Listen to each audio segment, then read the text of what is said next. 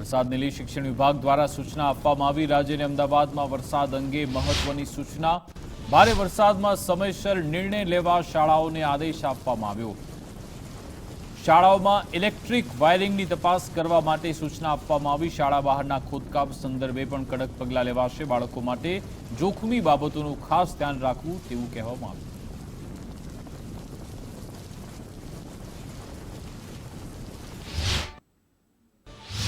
જે વીજળી પુરવઠો છે ઘણી વખતે શોર્ટ સર્કિટના બનાવો પણ જોવા મળતા હોય છે, ત્યારે અગાઉ પણ સૂચના આપી હતી કે સ્થાનિક લેવલે પોતાની શાળાનું તમામ પ્રકારે પૂરેપૂરું ચકાસણી કરી લેવી જોઈએ, જેથી કરીને કોઈપણ પ્રકારે ક્યાંક શોર્ટ સર્કિટના પણ બનાવ ન બને।